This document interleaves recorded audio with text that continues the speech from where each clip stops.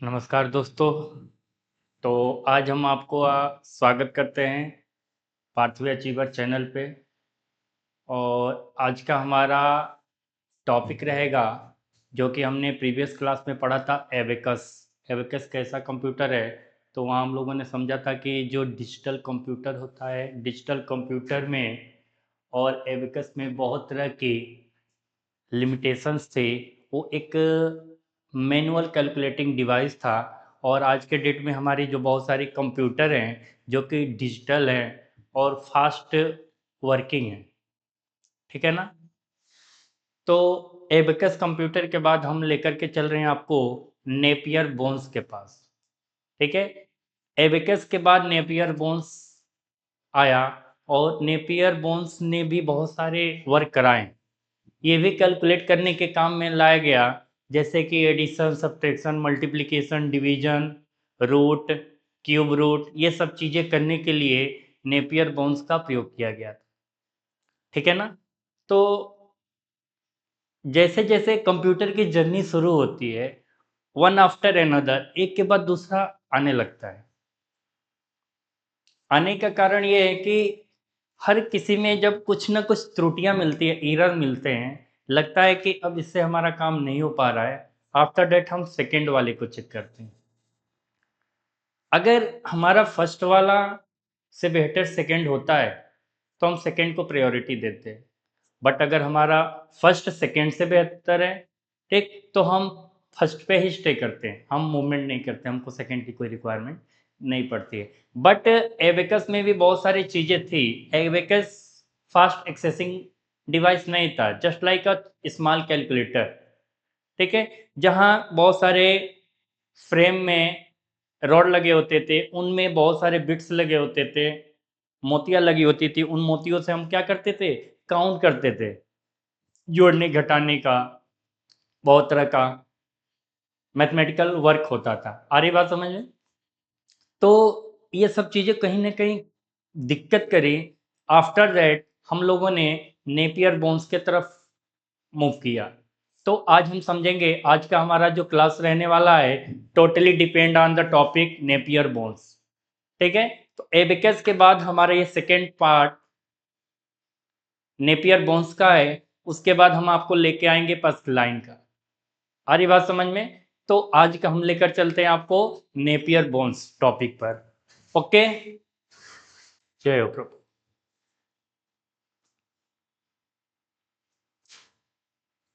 तो मैं थोड़ा रिव्यू कर देता हूं। देखिए, आप लोगों ने देखा था कि ये जो हमारा है, ये क्या था, एबेकस था। और एबेकस में मैंने बताया था कि ये एक फ्रेम है, ये भी एक फ्रेम है। आ रही बात समझ में। और ये भी एक फ्रेम है। इन सभी फ्रेमों में अलग अलग वर्किंग किए गए थे। किसी में विदाउट पार्टीशन, किसी में पार्टीशन के साथ क्या किया गया थे, बिट्स को अरेंज किया गया था। तो ये सब चीज़ें हम लोगों ने प्रीवियस क्लास में देख लिया, समझ लिया है। ये सब चीज़ें आपको देखने के लिए प्रीवियस वाले वीडियो पे जाना होगा, वहाँ देखना होगा। अगर आपने बेहतर समझा तो कमेंट करके फीडबैक देना है, जरूर आइएगा, आपका स्वागत रहेगा। तो हमारा आज का सेशन नेपियर बोन्स पे। आ रही बात समझ में। नेपियर बोन्स, सही समझा आपने। नेपियर बोन्स को हम नेपियर रॉड के नाम भी दे सकते हैं। नेपियर बोन्स को नेपियर रॉड भी कह सकते हैं। बहुत सारे एक्सपर्ट का मानना है कि ये बोन्स जो हम मानते हैं, ये एक हड्डियों का ढांचा होता है। क्या होता है, हड्डियों का ढांचा। अरे बात समझ में। तो इस ढांचा में जानवरों की हड्डियों का कलेक्शन कलेक्ट किया गया। बहुत तरह के जानवर जो हुआ करते थे, हम एंशियंट टाइम की बात करें तो बहुत तरह के जानवर जो होते थे, बहुत सारे खाने पीने की वजह से या बहुत तरह की ड्रॉबैक एट दैट टाइम हुआ करता था, तो मर जाते थे, जगह पे हर जगह मिलते रहते थे। तो उन सब चीज़ों को अगर देखा जाए, ठीक, तो जानवरों की हड्डियों को कलेक्ट करके, ठीक है, उस समय भी जोड़ने घटाने का काम किया गया। जैसे हमारे पास अगर बहुत सारी चीजें नहीं होती हैं तो हम क्या करते हैं, वेस्ट मटेरियल से ही यूजफुल मटेरियल करने का प्रयास करते हैं। तो हमारे पास जो भी संसाधन रहेगा उसी संसाधन से तो हम कुछ बनाने का प्रयास करेंगे। जो टैलेंटेड लोग होते हैं ना, इंटेलेक्चुअल पर्सन, वो क्या करते हैं, वो ही सोचते हैं आपदा में अवसर। जो भी चीजें हमारे पास है नहीं उसमें से हम क्या निकाल के ला सकते हैं, उसमें क्या बना सकते हैं। ठीक है ना। तो नेपियर बोन्स क्या होता था और क्या करता था देखेंगे। What are Napier bones. Napier bones क्या है। Napier bones are a manual calculating device. Napier bones जो है एक मैनुअल कैलकुलेटिंग डिवाइस है। मैनुअल मतलब ये इंसानों के द्वारा ही, ह्यूमन ही इसको यूज कर सकता है। ह्यूमन ही कुछ ना कुछ इनपुट देगा, कमांड देगा, उसको जोड़ने का कार्य करेगा, घटाने का कार्य करेगा, भाग करने का कार्य करेगा, रूट निकालने का काम करेगा, स्क्वायर निकालने का काम करेगा, बहुत तरह की चीजें करेगा। Send for multiplication, division, square root and cube root calculation. ठीक है। मल्टीप्लिकेशन करने के काम में लिया जा सकता है नेपियर बोन्स को, डिवीजन करने के काम में लिया जाता है, square root and cube root, ये सब कार्य करने के लिए नेपियर बोन्स का प्रयोग किया जाता था उस समय। They are also called Napier rod. और इसी वजह से वो जो रॉड की स्ट्रक्चर होती थी, जिस रॉड को हम देख सकते हैं, मान लीजिए अगर ऐसा कुछ बन के आ जाए तो ऐसे स्ट्रक्चर या पिक्चर जो क्रिएट होंगे तो लाइक दैट विजुअल ऐसा लगेगा ना कि यस, लुकिंग लाइक अ बोन्स, हड्डियों जैसा दिख रहा है। ठीक है ना। तो हड्डियों की तरह दिखना, और दूसरे सेंस में समझे तो जब दूर से चीजों को देखा जाता है तो वो क्या लगता है वे, जैसे मान लो एक यूरिया है और यूरिया को दूर से देखोगे तो वो क्या लगेगी, चीनी लगती है, सुगर दिखता है। तो दूर से देखने पे कुछ और, पास से देखने पे कुछ और। तो जैसे जैसे एक्सपर्ट हुआ करते थे तो कुछ लोगों ने इसको बोन्स माना और कुछ लोगों ने इसको क्या माना, रॉड माना। आ रही बात समझ में। तो नेपियर बोन्स क्या है, नेपियर बोन्स एक हाथ से गणना करने वाला यंत्र है। एक ही हाथ से single person can do the task. One time पे एक ही इंसान कर सकता है। आज के कंप्यूटर में देख लेंगे तो सिंगल पर्सन की जगह पर मल्टीपल पर्सन की रिक्वायरमेंट हो गई है। सिंगल सिस्टम पे multiple person can do the task. Okay. तो नेपियर बोन्स एक हाथ से गणना करने वाला यंत्र है। एक ही हाथ से आप कार्य कर सकते हो, जिसका उपयोग गुणा करने, भाग करने, वर्गमूल और घनमूल निकालने के लिए किया जाता है। और नेपियर बोन्स को हम नेपियर रॉड के नाम से भी जान सकते हैं। आ रही बात समझ में। किसी भी तरह के कोई भी कंफ्यूजन नहीं होनी चाहिए क्लास। ठीक है ना। ठीक।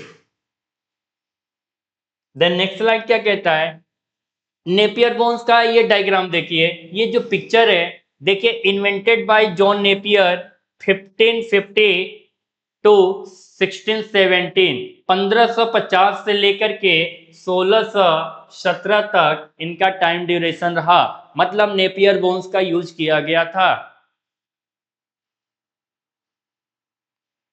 लेकिन एक बात बहुत सोचनीय बात है कि हमारी जो स्टार्टिंग टाइम पीरियड होता है उस टाइम इंसानों की या जानवरों की या किसी भी डिवाइस की वैल्यू नहीं होती है। जब इंसान शुरू करता है तो वैल्यू लेस रहता है, लेकिन जब वही पॉपुलर हो जाता है तो वैल्यूएबल हो जाता है। ठीक। तो 1550 से तो शुरू हुआ था, बट इंट्रोड्यूस फाइनली कब हुआ, 1617 में। ठीक है ना। जब सब लोग इसका यूज करने के लिए जागरूक हो गए, सबको करने आ गया, सबने समझा कि नेपियर बोन्स कितना यूजफुल हो सकता है। ठीक। तो इसका एक तरह से इन्वेंशन हो चुका था। ठीक है ना। तो अब देख सकते हैं कुछ मैथमेटिकल टेबुलर फॉर्म में डिजाइन किया गया है। देखिए, अगर हम एक डायग्राम को, किसी एक एरिया को कलेक्ट कर लें, हम दूसरा कलर सेलेक्ट कर लेते हैं। ठीक है ना। जैसे मान लीजिए अगर हमने इसको सिलेक्ट कर लिया, आफ्टर दैट इस रो को, लाइन को सिलेक्ट कर लिया, तो अब देखिए इन सबको मर्ज करने के बाद हमको जस्ट लाइक का एक बॉक्स क्रिएट हो रहा है। हो रहा है कि नहीं हो रहा है? हो रहा है। ठीक है ना? अब देखिए इन बॉक्स में सबसे ऊपर वाली लाइन में सीक्वेंस को दिखाया गया है। क्या दिखाया गया? सीक्वेंस। वो सीक्वेंस या तो हमारे इंक्रीजिंग ऑर्डर में या डिक्रीजिंग ऑर्डर में हो सकता है, या तो बढ़ते हुए क्रम में या तो घटते हुए क्रम में। ठीक है ना? तो देखिए 0 1 2 3 4 5 6 7 8 9, 9 तक नंबर शुरू हुआ है और 0 से शुरू होकर 9 तक खत्म हुआ है। मतलब कि ये कहीं ना कहीं डेसिमल नंबर सिस्टम भी शो कर रहा है। भाई डेसिमल नंबर सिस्टम कितने होते हैं? How much? 0 to 9। Very good, excellent. ठीक है ना? अब आप देखेंगे 0 to 9 के बीच में यहां एक नंबर को भी सिलेक्ट किया गया है, बट उन नंबर के बीच में एक डायगोनल प्रेस किया गया है। क्या प्रेस किया गया है? ध्यान से देखेंगे और समझेंगे। प्रेसिंग द डायगोनल मतलब एक तिरछी लाइन, है ना?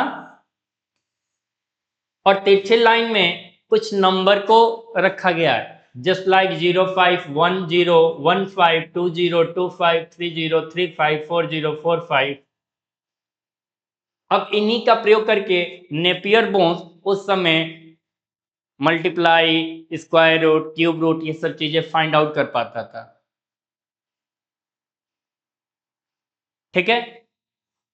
अब एक हम लोग जैसे कि आज के जो कैलेंडर देखते हैं, ये कैलेंडर को छोड़ दिया जाए तो हमारे पास जो सेंचुरी वाली कैलेंडर होती है, शताब्दी की, उसमें भी अगर हम देखें तो हमको हर साल कैलेंडर बदलने की कोई जरूरत नहीं होती। एक ही कैलेंडर से हम सेंचुरी तक की डेट फाइंड आउट कर सकते हैं, डे फाइंड आउट कर सकते हैं। सेम एज यही कुछ ना कुछ रूल दिया गया होगा। तो उस समय के लोग बहुत ही अवेयर होते थे, टैलेंटेड होते थे, बट उनके पास एक ड्रॉबैक ये था कि वो सारा काम मैनुअल कर पाते थे, मशीन नहीं था भाई।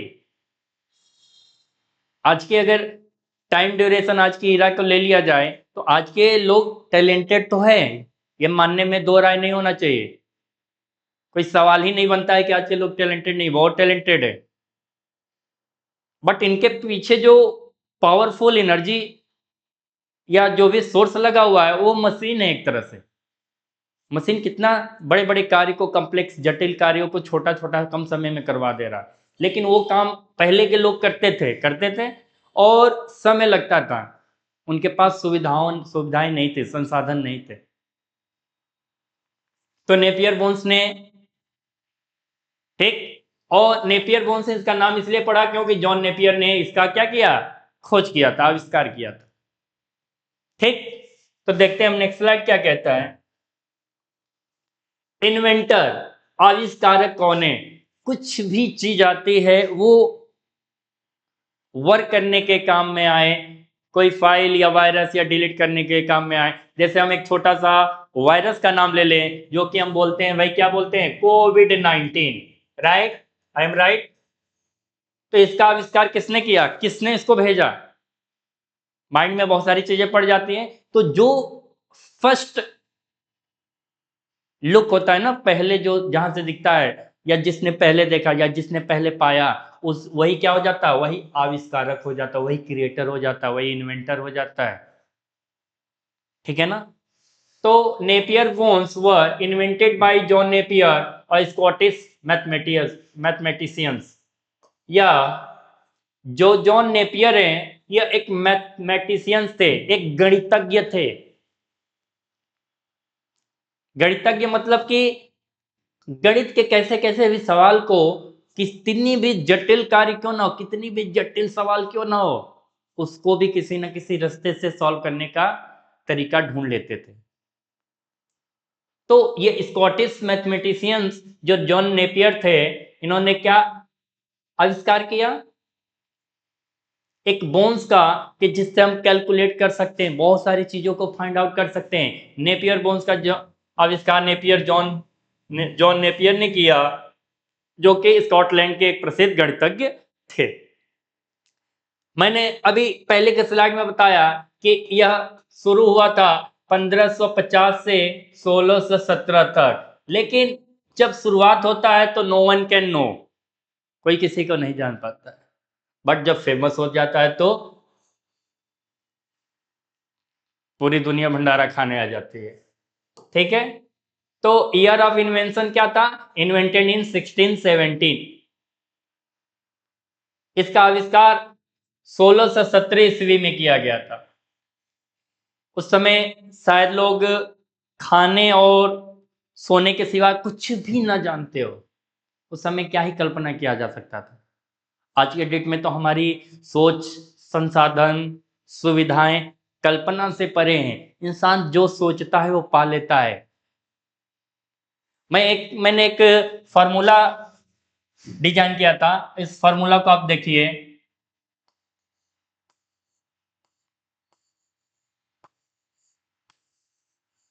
देखिए कितना ये अल्फाबेटिकली टर्म में है, बहुत ज्यादा टफ नहीं है, लेकिन आप इसको समझ सकते हो।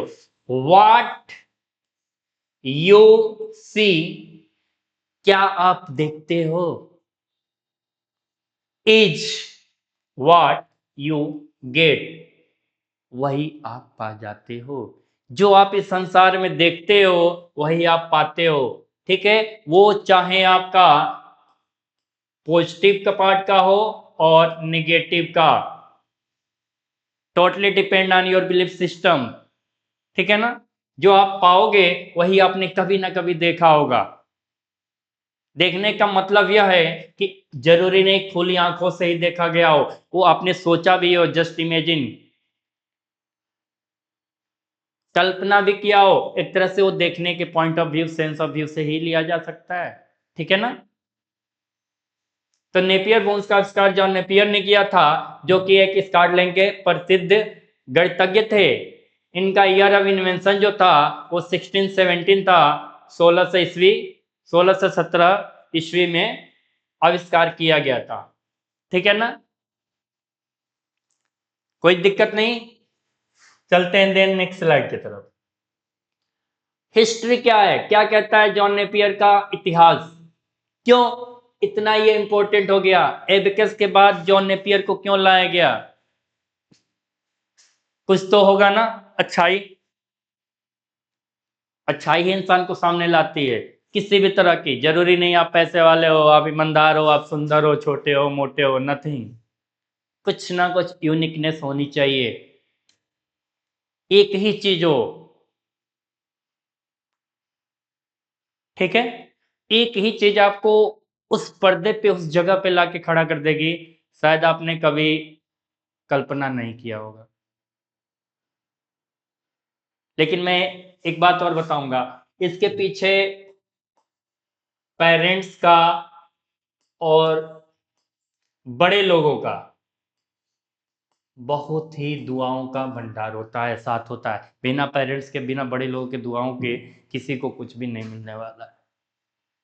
तो हम यही कहेंगे कि आप कुछ भी इकट्ठा करने से पहले दुआ इकट्ठा करिए, आशीर्वाद कलेक्ट करिए। आशीर्वाद अगर आ गया तो सब चीज आप पा सकते हैं। ठीक है ना? देन क्या कहता था नेपियर बोन्स, देखिए हिस्ट्री में, John Napier is also known as the father of logarithm. जो जॉन नेपियर था यह लघु गणक था। लघु गणक मतलब बड़ी बड़ी समस्याओं को भी गणना करके सॉल्व कर सकता था। जैसे आपने एबेकस ने पढ़ा कि बड़े जटिल समस्याओं को सॉल्व करने में कैपेबल नहीं था, बट जॉन नेपियर उससे बड़ी जटिल समस्याओं को सॉल्व करने में कैपेबल था। उसने मान लिया कि हम कर सकते हैं। भाई आप सोच ही लो, दो रॉड है, उन दो रॉड में आपने बिट्स लगा दिया, इनसे आप कितना बड़ी चीजें कर सकते हैं? पॉसिबल ही नहीं है। कितना बिट्स लगाओगे, एक टाइम बिट्स का भी कलेक्शन खत्म हो जाएगा। बट अगर जॉन नेपियर की बात करें और इसने एक फ्रेम के थ्रू एक चीज क्रिएट कर दिया कि इनके पास क्या है भाई, कलेक्शन ऑफ नंबर है, और वो उनकी क्या है, उन कलेक्शन ऑफ नंबर में दे बिलोंग फ्रॉम 0 to 9। कहां से? 0 है, 1 है, 2 है, 3 है, 4 है, 5 है। ये नंबर क्या है? रिपीटेड है, कॉन्टिन्यूली।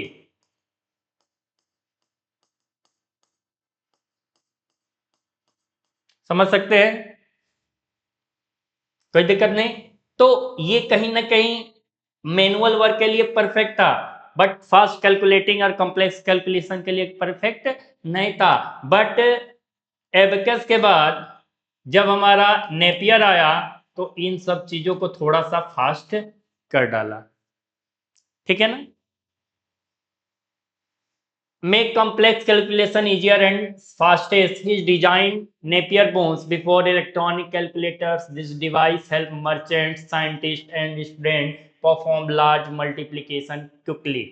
कह रहा है जॉन नेपियर एक जो कि लघुगणक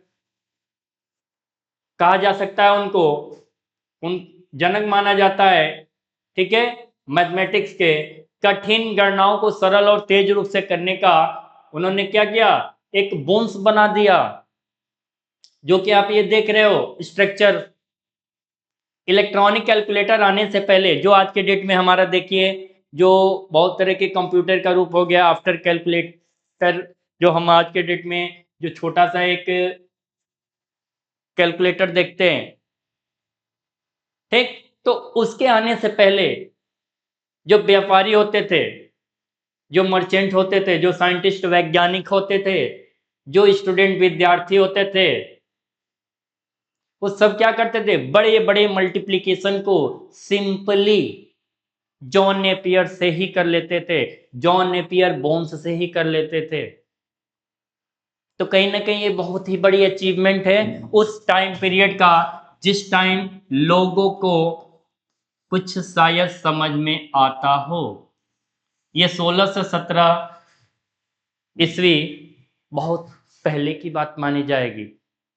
आज के पल में हम 1 साल 2 साल देखते हैं तो देखते हो ना कितनी फास्ट ग्रोइंग टेक्नोलॉजी हो रही है, कितना फास्ट एक्सेस हो रहा है, कितनी टेक्नोलॉजी डे बाय डे बदल जा रही है कि नहीं है, ठीक। तो समझ सकते हो क्या कह रहा था जॉन नेपियर, और बोन से हम बहुत बड़े बड़े कैलकुलेशन कर पा रहे थे, ठीक। कोई डाउट नहीं क्लास, नेक्स्ट क्लास है। देन नेक्स्ट स्लाइड में जाएंगे हम। स्ट्रक्चर, जॉन नेपियर जो बोन बनाए थे, उस बोन की संरचना कैसी थी, कैसी बनावट थी। जब भी हम संरचना की बात करेंगे तो माइंड में डाल लीजिए एक तरह से, ये भी एक क्या है, उसका रूपरेखा है। क्या है, रूपरेखा, बनावट, कि कैसा बनता है वो, कैसे बन के किस रूप में किस स्ट्रक्चर में सेट हुआ है, ठीक है ना। Napier bones consist of thin rod made of wood bone or ivory. Each rod contains number written in a special table form. देखिए जो भी पिक्चर बताया है उसको देखिए, कह रहा है कि जॉन नेपियर का जो स्ट्रक्चर था ऐसा बना होता था। इस पिक्चर में क्या होता था, इस तरह की चीजें बनी होती थी और बहुत ही ये थिन दिखता था। जो ये डायगोनल देख लो थिन है, ये थिक में है, बहुत सारी चीजें तो हैं। तो इसकी एक रूपरेखा है जिससे बनाया हुआ है, डिफरेंट फ्रॉम एबेकस स्ट्रक्चर। थोड़ी सी तो अलग दिख रही है ना, जहां वो बिट्स में कैलकुलेट करता था वहीं ये नंबर में कर रहा है। वेयर एज हम बिट्स को भी नंबर में मान के मानक ले लेते थे कि भाई 4 बिट्स है, 10 बिट्स है, 15 बिट्स है, 25 बिट्स है, वो भी तो नंबर का ही पैटर्न था। बट यहाँ नंबर एक सीक्वेंस में मर्ज करके लिखा हुआ है, ठीक है ना। देखिए क्या कहता था फिर,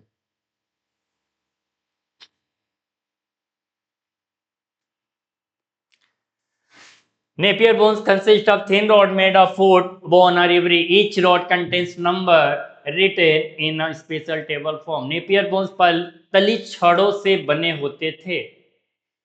पतली छड़ मतलब कि अगर ऐसा फ्रेम आपने बना दिया जो अभी पिक्चर देखे हो, और ऐसे लाइन बने हैं इनमें ऐसे, अगर इसको ले लिया जाए तो मैं आपको एकदम मूवमेंट के साथ समझा दे रहा हूं कि जैसे अब देखिए,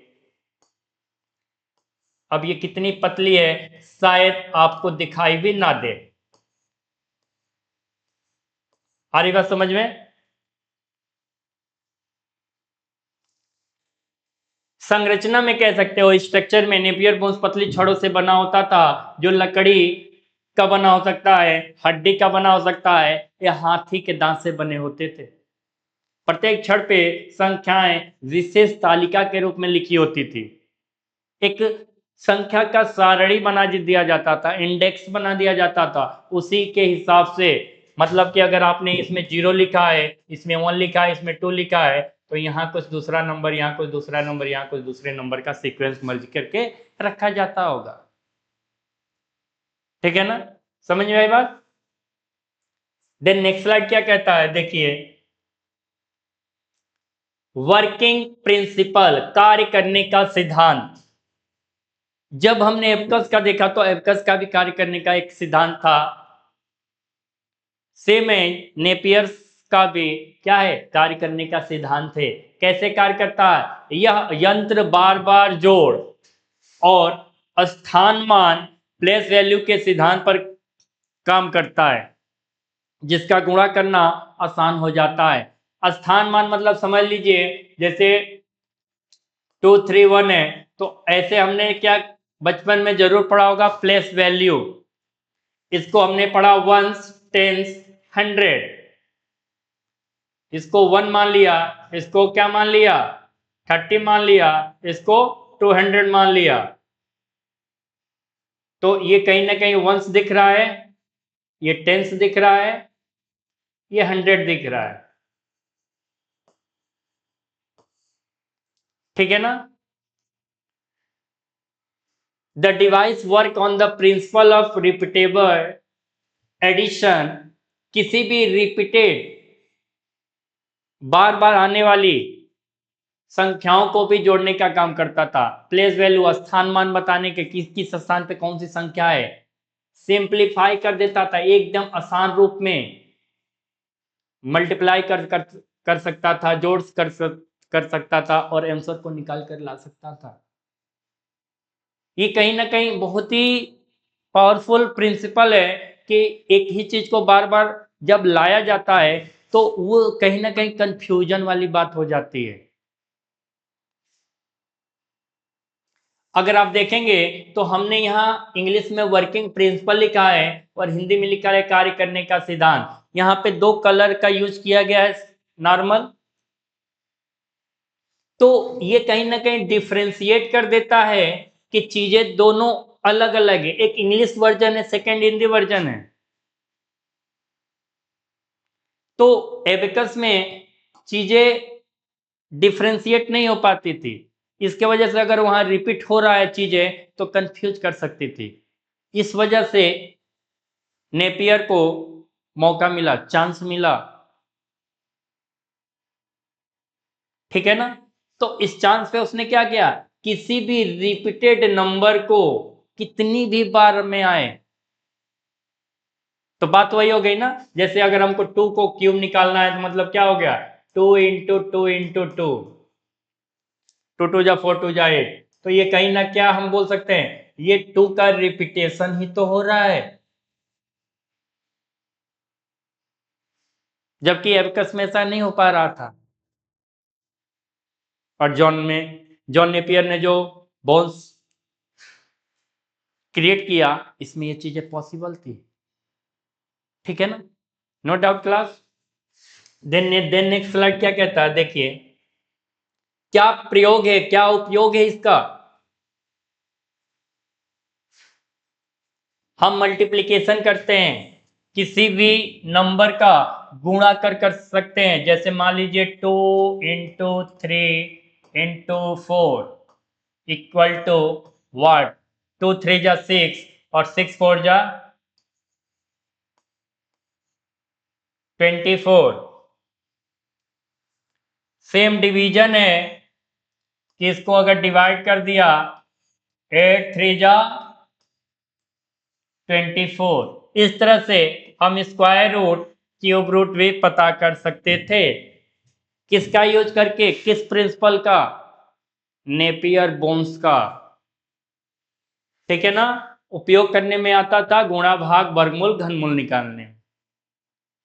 और आपको समझ में आ जाएगा ये जितने दिए हुए हैं इसमें से कोई सिंगल ऐसा नहीं है जिसमें कोई भी चीज बार बार ना आए।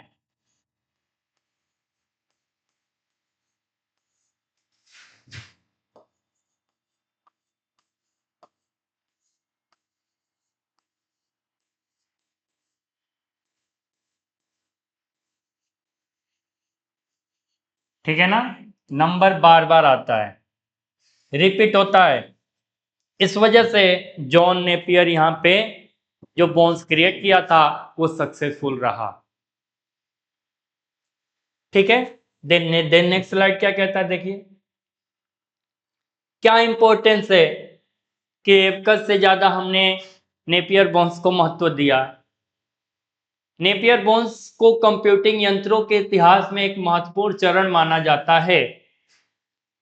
देखिए कितनी बड़ी बात बोल दिया, कितनी बड़ी बात कि भाई ये नेपियर बॉन्ड्स है या इंपॉर्टेंट स्टेप लेने के कार्य में आ गया, बड़े बड़े कंप्यूटिंग यंत्रों के काम में भी ये लिया गया। देखते हो ना आज के डेट में हमारा जो डिजिटल कंप्यूटर है वो भी तो कैलकुलेट करता है, रिपीटेड नंबर तो कर ही लेता है। एबकस वाली चीजें तो थोड़ी सी स्लो हो गई ना। तो नेपियर बोन्स कंप्यूटिंग यंत्रों के इतिहास में एक महत्वपूर्ण चरण माना जाता है और यह स्लाइड रूल व यांत्रिक कैलकुलेटर जैसे आविष्कारों की नींव बना, यही जड़ बन गया, यह बुनियाद है जहां से एक रास्ता मिल गया, एक वे मिल गया कि भाई हम अब डिजिटल कंप्यूटर की तरफ मूव कर सकते हैं। इसके बाद हम पस्कलाइन लाएंगे, इनिएक लाएंगे, इडवेक लाएंगे, फिर हम जनरेशन ऑफ कंप्यूटर जाएंगे, first generation, second generation, third generation, fourth generation, fifth generation. ठीक है, उसके आगे की भी जनरेशन है 6 7, उसको भी हम देखेंगे क्या ऐसा पॉसिबल हो सकता है या यस और नो, वो भी हम चर्चा करेंगे आपके साथ। आप बने रहेंगे, समझेंगे, धैर्य रखेंगे। देखिए समय तो मांगता है, अगर आप कुछ भी बनना चाहते हो, अच्छा या बुरा, समय मांगता है। आप अगर अच्छा बन रहे हो, महान बन रहे हो, तो कहीं ना कहीं महान होने के जगह पे आपने टाइम को यूज किया है, टाइम स्पेंड किया है। अगर आप कहीं लॉस कर रहे हो तो वहां पे भी टाइम आपने स्पेंड किया है। टाइम तो मांगता है। तो जब आप टाइम देंगे चैनल को, समझेंगे, तो हो सकता है आपसे हमको भी कुछ सीखने को मिले।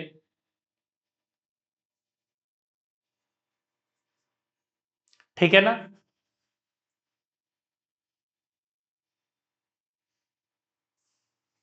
तो Napier bones are consider an important step in the history of computing, वो एक इतिहास दर्ज कर दिया कंप्यूटिंग की दुनिया में। Device and information for later invention like the slide rule and mechanical calculations, कैसे भी यांत्रिक गणना कर सकता था, यही महत्व था किसका, नेपियर बोन्स का। नेपियर बोन्स ने इतना पावर दे दिया कि भाई ये जड़ बन गया, फाउंडेशन बन गया, किसी भी बड़े बड़े नंबर को कंप्यूट करने, वो हमारा कंप्यूटिंग यंत्र हो या यांत्रिक कैलकुलेटर का पार्ट हो। और यह आविष्कार ही क्या बन गया, आज के डिवाइस का न्यू बन गया। ठीक है ना।